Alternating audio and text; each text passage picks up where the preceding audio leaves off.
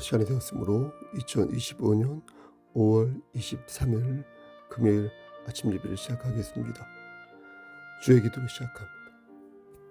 하늘에 계신 우리 아버지여, 이름이 거룩히 여김을 받으시오며 나라가 임하옵시며 뜻이 하늘에서 이루어진 것 같이 땅에서도 이루어지이다. 오늘 우리에게 일용할 양식을 주시옵고, 우리가 우리에게 죄진 자를 사하여 줄 것 같이 우리의 죄를 사하여 주시옵고, 우리를 시험에 들게 하지 마시옵고 다만 악에서 구하옵소서. 나라와 권세와 영광이 아버지께 영원히 있사옵나이다. 아멘. 거룩하시고 자비로우신 하나님 아버지, 하나님의 크신 사랑을 진심으로 감사드립니다.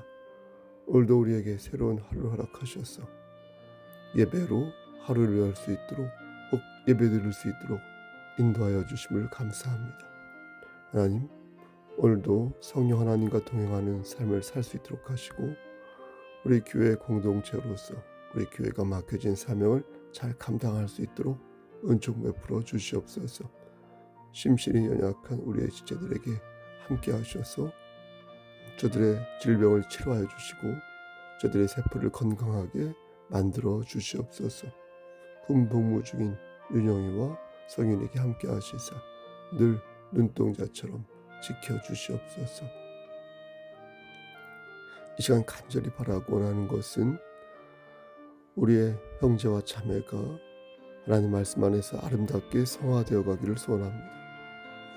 우리가 하나님을 기쁘시게 하는 삶을 살 때에 하나님, 우리가 아름답게 성화될 줄 믿사오니 성령님께서 함께 하시사 열매 맺는 삶을 살 수 있도록 우리의 삶을 주관하여 주시옵소서. 모든 말씀 예수 그리스도의 받들어 감사하며 기도드렸사옵나이다. 아멘. 하나님 말씀 보겠습니다. 이사야 9장 6절에서 7절 말씀입니다. 이사야 9장 6절에서 7절입니다. 구약성경 제성경으로 978쪽입니다. 이는 한 아기가 우리에게 낳고 한 아들을 우리에게 주신 바 되었는데 그의 어깨에는 정사를 메었고 그의 이름은 기묘자라. 모사라. 전능하신 하나님이라. 영존하시는 아버지라. 평강의 왕이라 할 것임이라. 그 정사와 평강의 더함이 무궁하며 또 다윗의 왕좌와 그의 나라에 군림하여 그 나라를 굳게 세우고 지금 이후로 영원히 정의와 공의로 그것을 보존하실 것이라. 만군의 여호와의 열심히 이를 이루시리라. 아멘. 하나님, 이 말씀을 들어 사용하여 주시옵소서. 예수님의 이름으로 기도드렸습니다. 아멘. 이단 종파 중에 하나님의 교회가 있습니다. 하나님의 교회.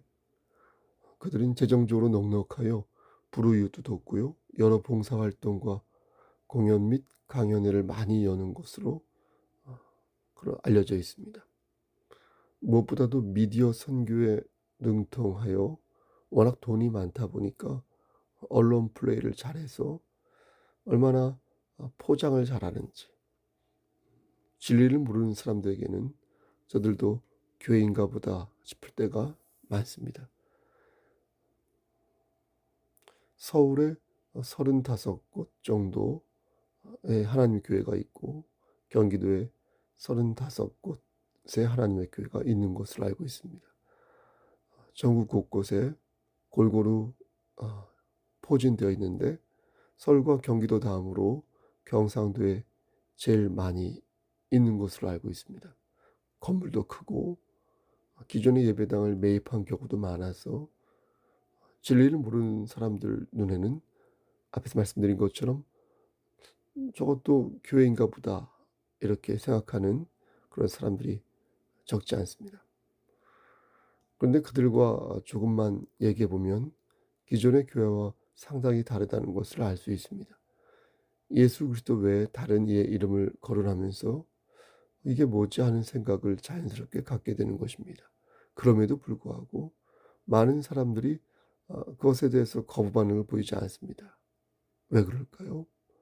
예수 그리스도 외에 안상홍을 말하고 장길자를 말하고 김주천을 말하는데 왜 사람들은 하나님의 교회에 대해 거부 반응을 보이지 않는 것일까요? 그 이유는 간단하고 명료합니다. 저들이 진리를 모르기 때문입니다. 교회를 수십 년 다녔어도 진리가 뭔지 모르고 진리를 들었어도 진리 외의 것에만 관심을 가졌으니까 거짓된 가르침을 들어도 뭐 상관없다 이렇게 생각하는 것입니다. 나의 귀만 즐겁게 하고 교회가 내가 가려운 부분만 긁어준다면 안사홍이 오고 장길자가 오고 누가 와도 상관없다는 것입니다. 여기에 저들이 기존 교회를 비판하고 각종 매체 광고하면서 하나님의 교회를 미화하고 선전하니까 처음에 마음이 흔들리던 것이 나중에는 아예 뿌리째 뽑히고 마는 것입니다. 그럼 이건 누구의 잘못일까요? 저는 그 책임을 먼저 교회에 물어야 한다고 생각합니다. 교회가 진리 되시는 예수 그리스도를 전하지 않고 자꾸만 다른 것에 관심을 보이고 또 영적인 무장이 되어 있지 않고 거짓 교사들이 미혹하는 족족 넘어지다 보니 결국 그리스도를 등지게 되고 사꾼들과 함께 멸망의 구렁텅이에 빠지고 마는 것입니다. 본말이 전도된 말씀과 본말이 전도된 목회와 본말이 전도된 신앙생활이 계속 이 우리나라의 교회에서 계속된다면 우리는 결국 낙오자가 되고 말 것입니다. 마귀가 툭 치고 훅 불면 넘어지고 쓰러지고 마는 허약한 교회가 되고 말 것입니다. 그럼 구체적으로 저들이 무엇을 주장하면서 성도들을 미혹하는지 예전에 말씀드린 바 있으나 한 번 더 말씀드립니다. 저들은 안상홍이라는 사람을 재림 예수로 믿습니다. 아직 예수님께서는 재림하지 않으셨습니다. 그런데 저들은 안상홍이라는 사람을 재림 예수라고 주장하는 것입니다. 무슨 근거가 있어서 주장하는 것이 아닙니다. 그냥 막 주장하는 것입니다. 여호와 하나님께서 애굽에서 종살이하던 이스라엘 백성들을 유월절로 구속하시고 성자시대 예수님께서도 사망의 종노릇하던 인류를 새 언약 유월절로 구원하셨는데 이제 성령 시대의 안상홍 님도 새 언약 유월절로 이 땅에 나타났다 주장하는 것입니다. 이게 하나님의 교회 홈페이지에 나와 있는 내용입니다. 이게 무슨 근거가 있습니까?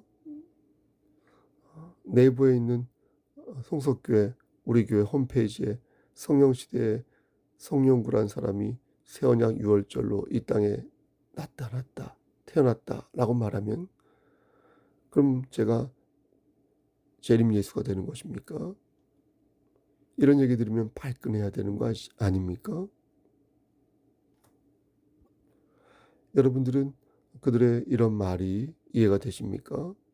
말 같지도 않은 이런 말을 들을 때 혹시 화가 나지 않으십니까?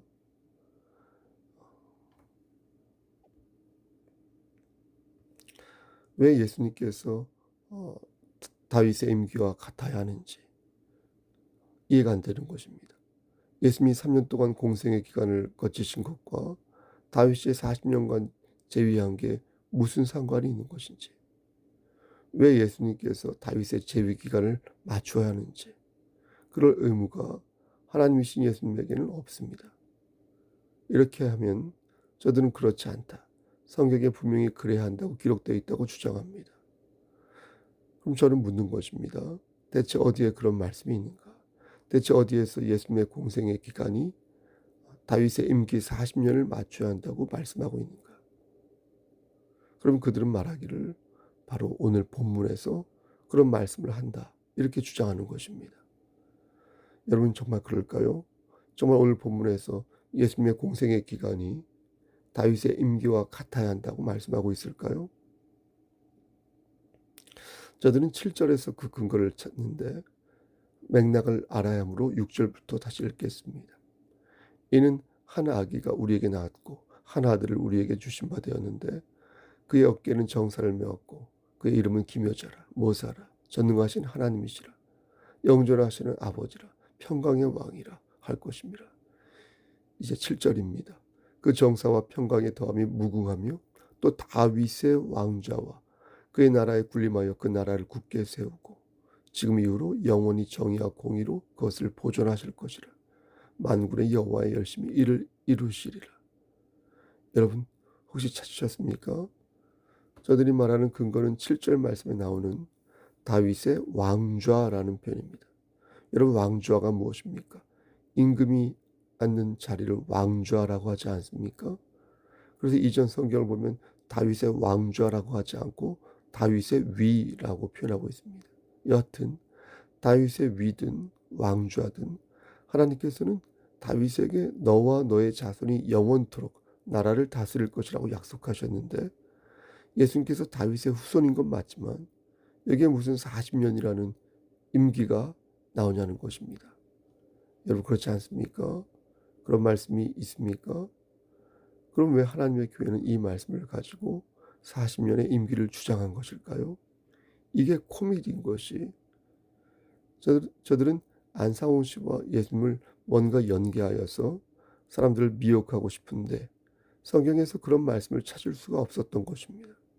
다른 이로서는 구원을 받을 수 없나니 천하 사람 중에 구원을 받을 만한 다른 이름을 우리에게 주신 일이 있다 없다. 없다. 이렇게 사도행전 4장 12절에서 명백하게 말씀하고 있는 마당에서 뭐라도 자신들의 교주와 엮어보려고 하다 보니 이렇게 어이없는 주장까지 하게 된 것입니다. 누가 보더라도 다윗의 왕좌는 다윗의 임기를 말하는 게 아니라 왕의 자리를 말하는 것인데 유치원생들도 아는 이 단어를 초등학생들도 아는 이 단어를 자꾸만 다윗의 임기라고 우겨대는 것입니다. 설령 왕좌가 임기라 하여도 왜 예수님의 공생의 기간이 40년이어야 하는지 설명이 안 되는 것입니다. 다윗의 임기가 40년이고 그의 아들 솔로몬의 임기도 40년인 것은 맞습니다.